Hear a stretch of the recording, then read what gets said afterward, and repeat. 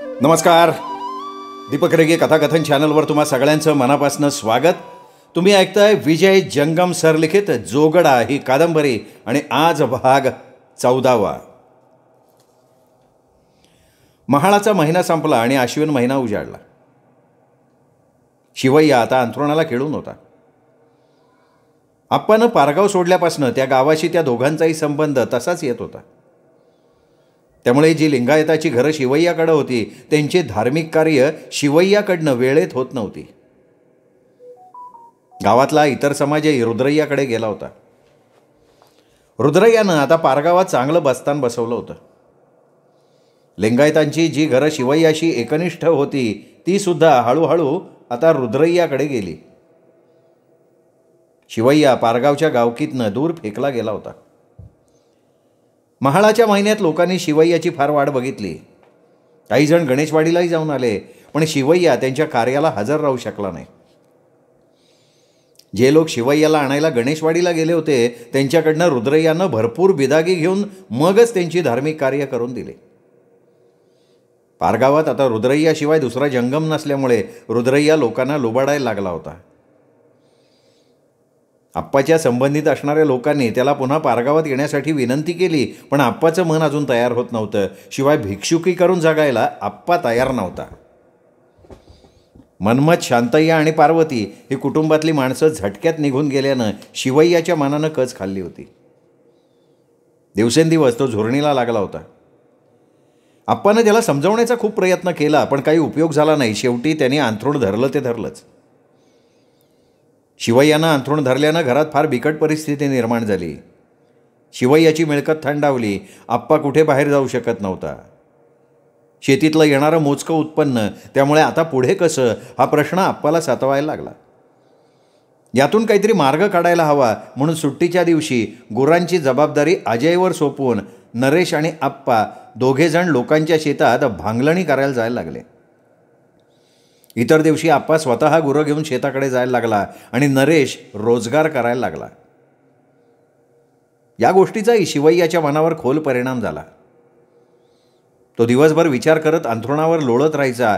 हे पाहणं आणि सहन करणं नको म्हणून तो शेवटच्या घटकेची वाट बघायला लागला. घटस्थापनेचा दिवस आला आणि शिवय्याने आप्पाला जवळ बोलवून घेतलं. अप्पय्या, गावाकडे कोण जायचं ठरलं? काय काम काय आहे गावाकडं?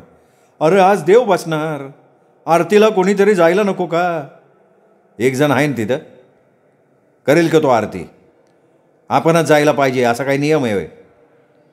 आप्पाचं बोलणं ऐकून शिवय्या थोडा वेळ शांत राहिला. पुन्हा म्हणाला, म्हणजे सगळी गावकी भाऊबांधांच्या स्वाधीन करताय म्हणा की. आता ती त्याच्या स्वाधीन करायची राहिली कुठं? सगळं करतोय ना तोच.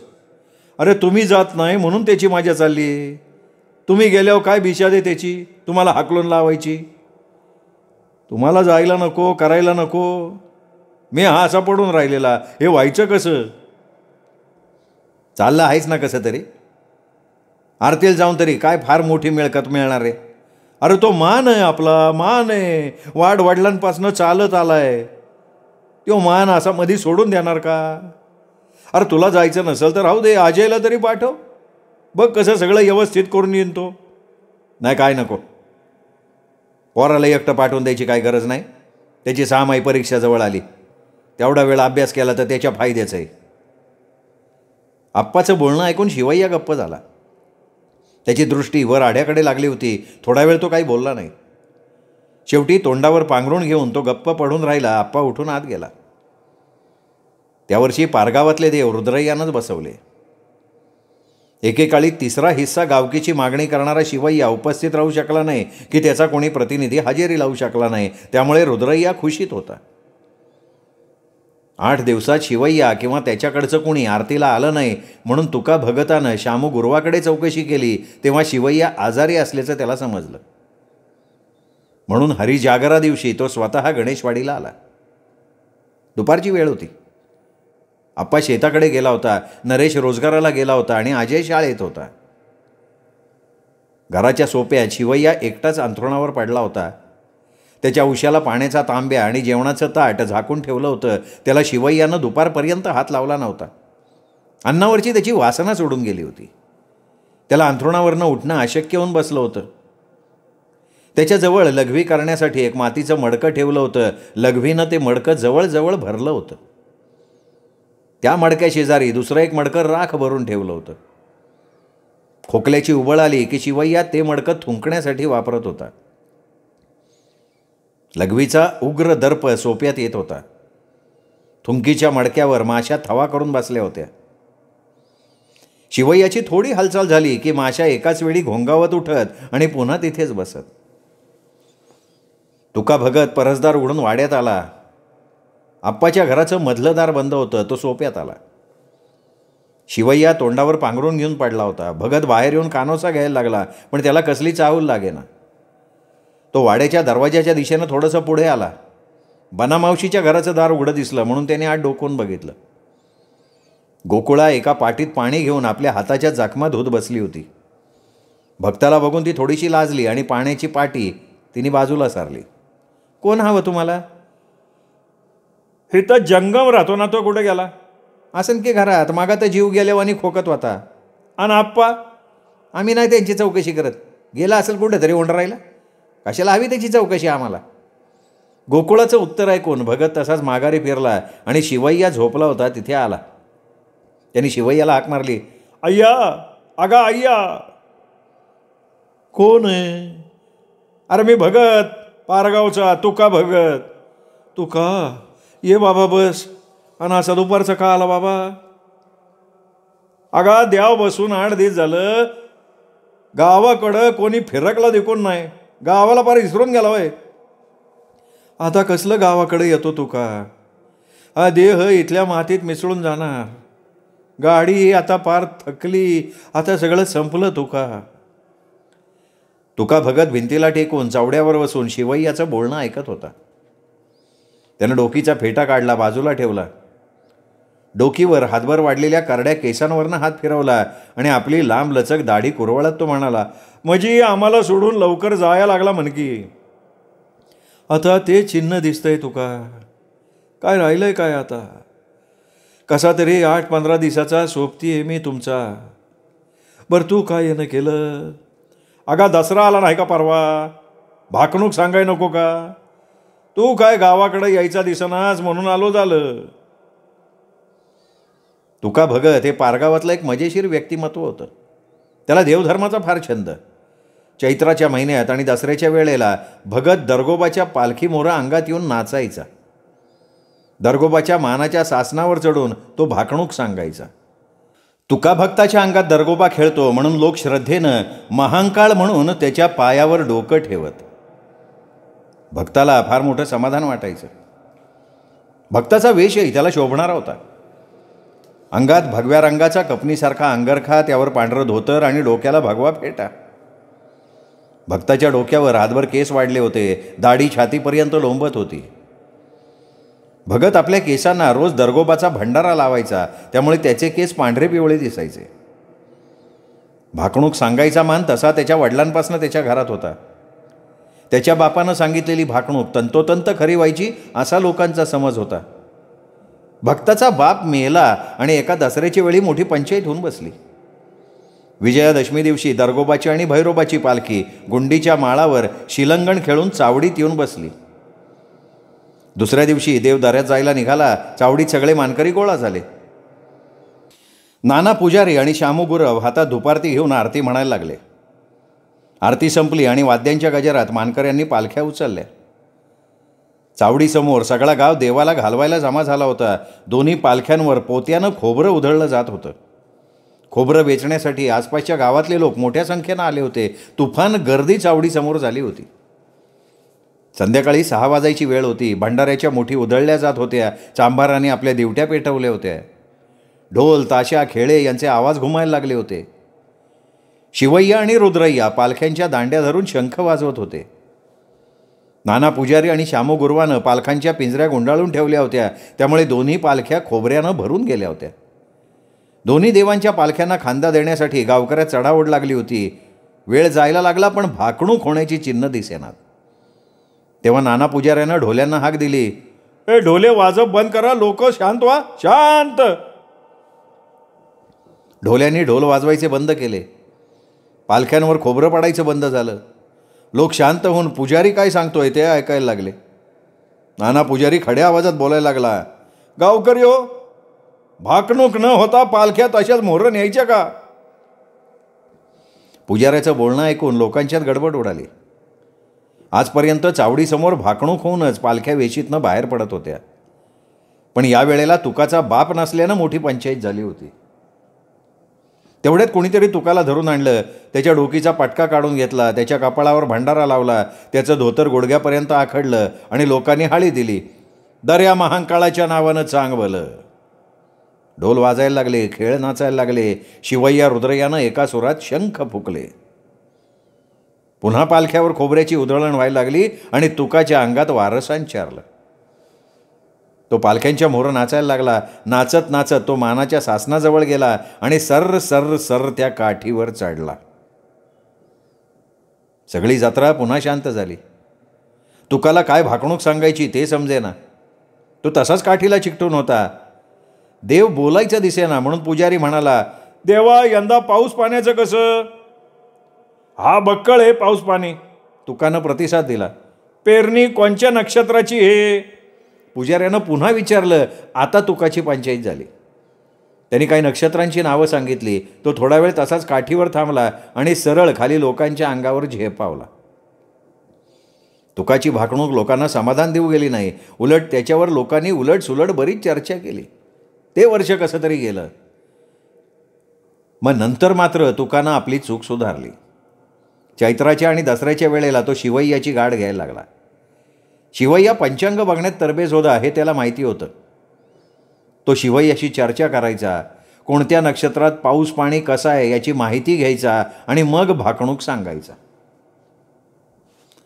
आता दसरा जवळ आला होता आणि शिवय्या पारगावाला गेलेला नव्हता, म्हणून तो स्वतः शिवय्याला भेटायला गणेशवाडीत आला होता.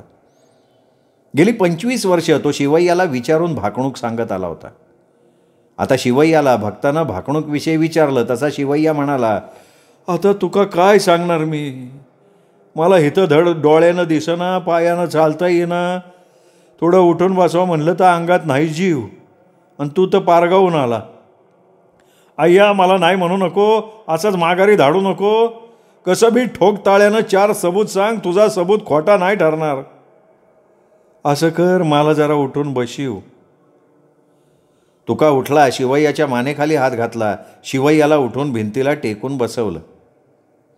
शिवय्याच्या कमरेचं धोतर सुटलं होतं, ते व्यवस्थित करून दिलं. शिवय्याच्या शरीराचा फक्त सापळा शिल्लक राहिला होता. गालफाडं खोल गेली होती, वरची हाडं चांगली उठून दिसत होती, डोळे खोल गेले होते. डोळ्यातली चमक कधीच नाहीशी झाली होती. शिवय्याचा चेहरा फार विद्रूप आणि भयावह दिसत होता.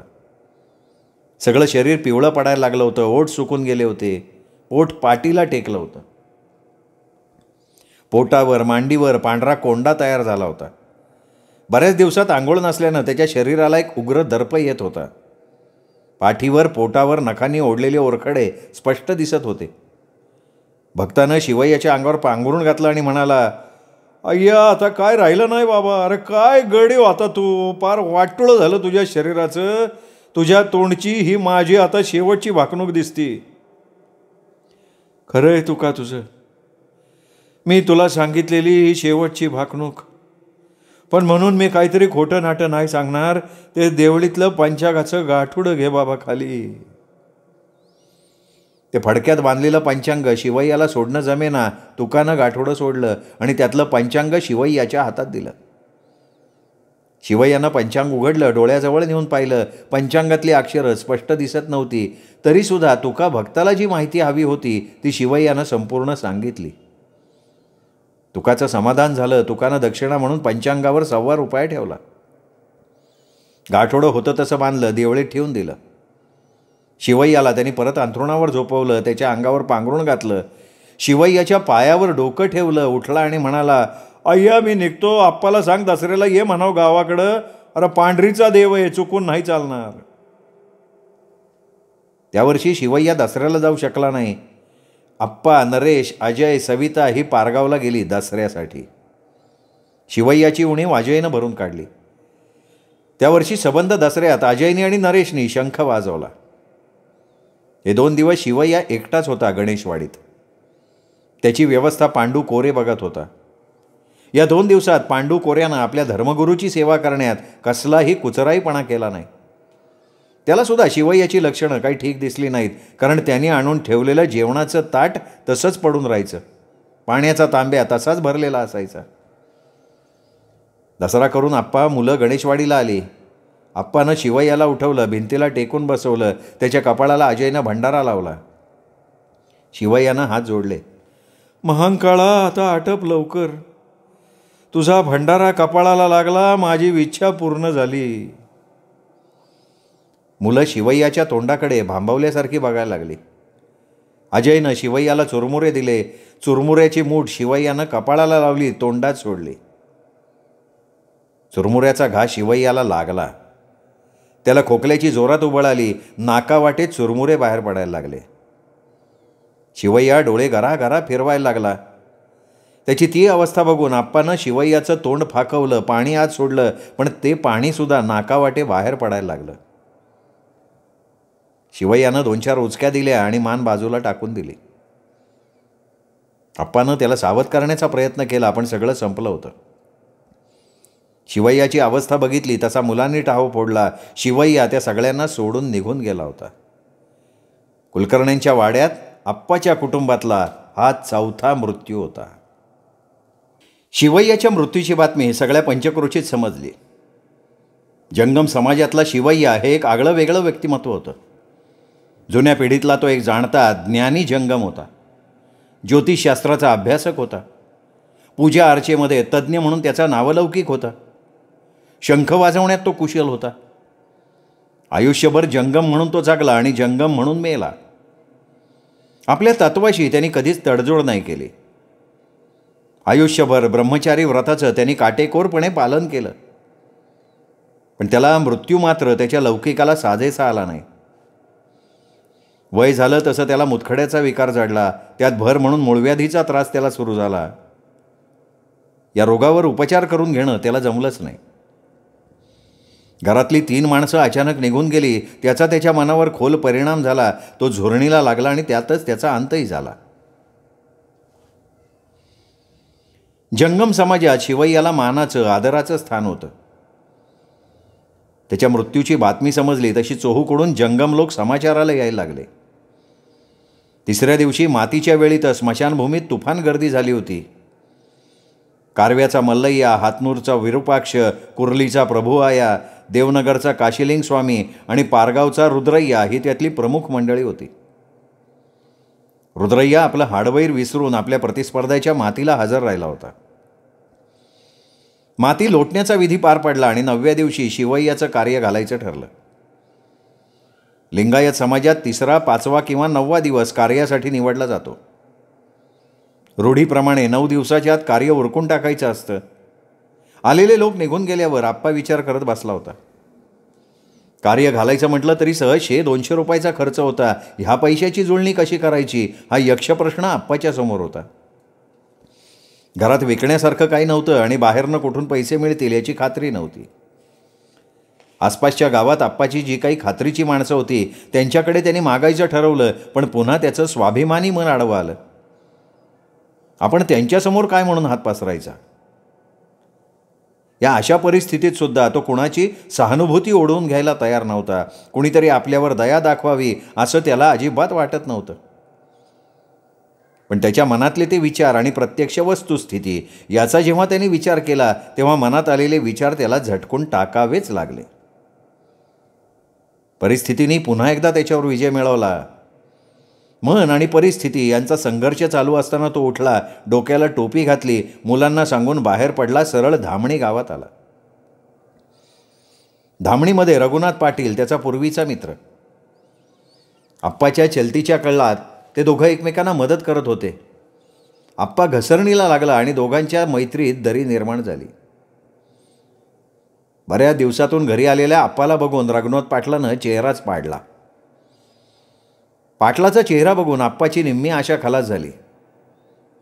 पाटील औपचारिकपणा दाखवत म्हणाले, काय बऱ्या दिवसानं वाट चुकला. हा नाही येणं झालं. मग आज काय येणं केलं. कारभारी गेला ते समजलं मला. त्याचं कार्य घालायला पाहिजे. आणि तुझ्याजवळ पैसा नाही असंच ना. हे बघ आप्पा, तू मनात काहीतरी आशा धरून माझ्या पतूर आला हे मला समजते, पण माझं बी आता काम उलापणी झालंय. आता पोरं मोठी झाली, त्यांच्या बायका आल्या, ते बादर बायकांच्या तालावर नाचायला लागले.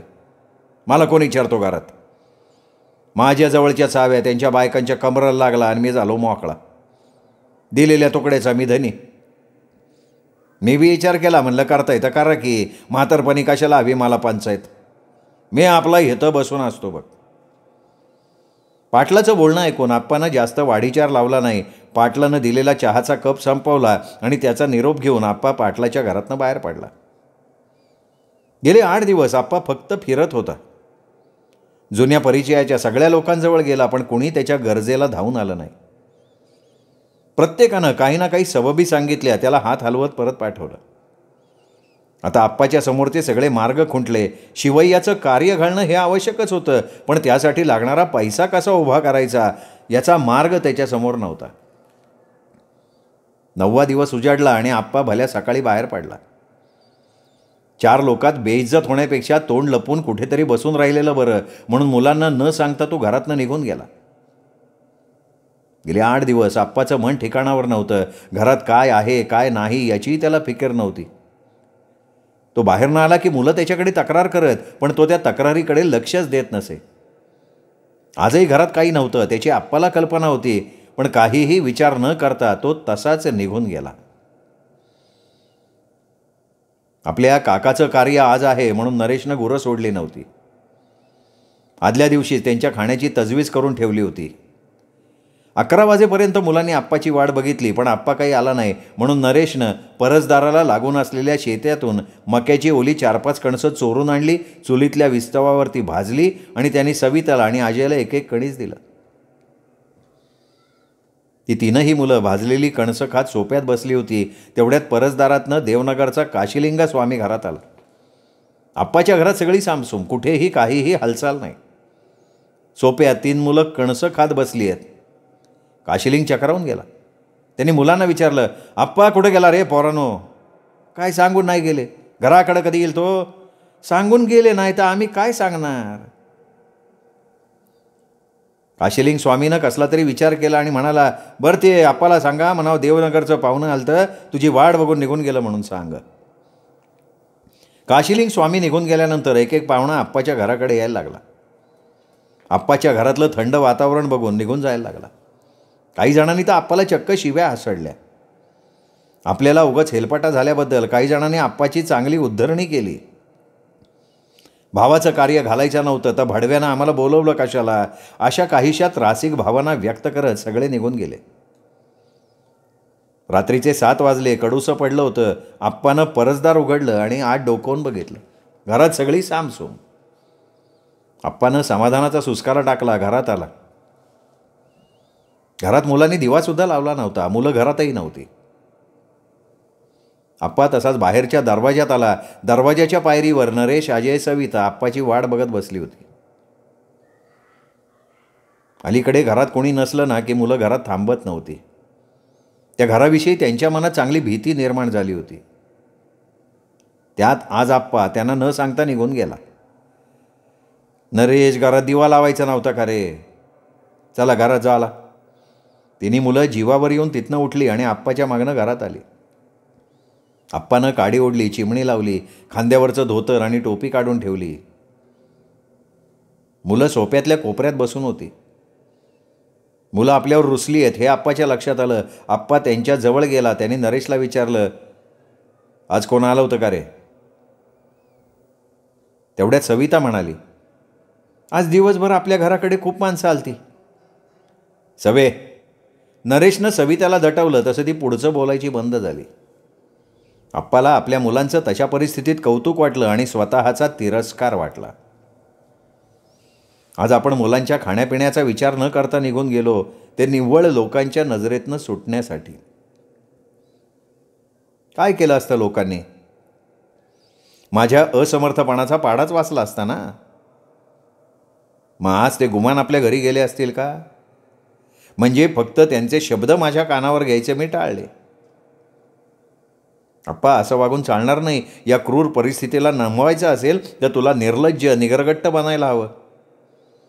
नाही तर तू सुद्धा या भोवऱ्यात सापडून अचानक मरशील. तू संपलास की मुलं संपली. निदान मुलांच्यासाठी तुला तग धरून राहायला हवं. आप्पाच्या डोक्यात क्षणभर हा विचार तरळला. तो तसाच मुलांजवळ आला आणि मुलांना त्यांनी कावटाळलं.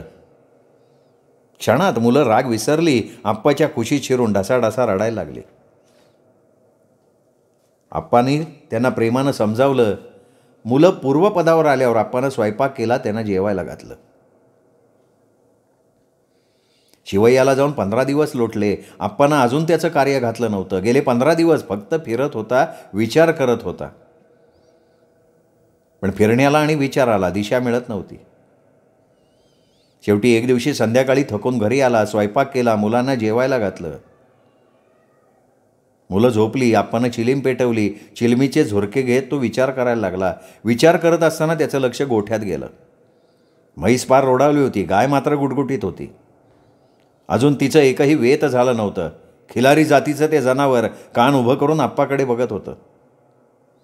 चिमणीच्या धुसर प्रकाशात तिचे डोळे चमकत होते. तिच्या डोळ्यातल्या चमकेबरोबर आप्पाच्या डोक्यात विचार चमकला. त्यांनी मनाशी कसला तरी निश्चय केला. झोपी गेला. सोमवारचा दिवस उजाडला. आप्पा भल्या सकाळी उठला, स्वयंपाक करून ठेवला, मुलांना जागं केलं. सोमवार म्हणजे तालुक्याच्या गावचा बाजारचा दिवस. तिथे गुरांचा बाजार भरतो. आप्पानं नरेशला सगळं आवरायला सांगितलं. नरेश तयार झाल्यावर आप्पानं नरेशला गोठ्यातली गाय सोडायला लावली. नरेशनं गाईला दावं लावलं, गोठ्यातनं बाहेर काढलं. दरवाजापर्यंत गाय नरेशच्या मागणं आली. तिथे तिने नरेशला हिसडा दिला, परत गोठ्यात गेली. ते मुकं जनावर आपला गोठा सोडून जायला तयार नव्हतं. गाय वाड्याच्या बाहेर पडायची दिसेना तेव्हा नरेशनं तिच्या गळ्यात लोढणा बांधला, दोन्ही शिंगाला चावरफास घातला आणि तिला वाड्यातनं बाहेर काढली. गाय वाड्यातनं बाहेर पडली तसा म्हशीनं गोठ्यात हंबरडा फोडला. आप्पा आणि नरेश गाईला घेऊन तालुक्याला गेले. गाय विकून आलेल्या 150 रुपयात आप्पानं शिवय्याचं कार्य घातलं. वास्तविक रूढीप्रमाणे 9 दिवसाच्या आत कार्य घालायला हवं होतं, पण शिवय्याला कार्याचा नैवेद्य 16व्या दिवशी मिळाला.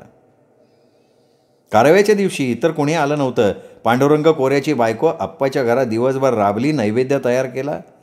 आप्पा आणि पांडुरंग कोरे नैवेद्य घेऊन स्मशानभूमीत गेले. मनमत, शांतय्या आणि पार्वती यांच्या थडग्याजवळ शिवय्याचं थडगं होतं. आप्पानं शिवय्याच्या थडग्याची पूजा केली, थडग्याला नैवेद्य दाखवला आणि हात जोडून तो थडग्यासमोर बसला. कारभारी मला क्षमा कर. तुझं कार्यसुद्धा मी वेळेत नाही घालू शकलो. अरे तुम्ही सगळे मला एकट्याला सोडून इथं येऊन बसलात. कारभारी मी पार मोडून गेलोय रे. येणारे दिवस मी एकटा कसा घालवू काय सुचत नाही. अंधारे बघ माझ्या पुढं सगळा. मी केलेलं हे गोड मानून घे, माझ्या मनाला तेवढं समाधान लागल. आप्पाचं बडबडणं चालू असताना पांडुरंग कोऱ्यानं त्याच्या हाताला धरून उठवलं, त्याला दूर नेलं. थडग्याजवळून ते दोघे दूर आले नाहीत तेवढ्यात कावळ्यांचा थवा थडग्यावर आला आणि नैवेद्य उचलून घेऊन निघूनही गेला. उडून जाणाऱ्या कावळ्याकडे आप्पानं केविलवाण्या दृष्टीनं बघितलं आणि समाधानानं सुस्कारा सोडला. मित्रांनो, हा 14वा भाग इथेच संपला. 15वा भाग उद्या. तोपर्यंत नमस्कार मित्र.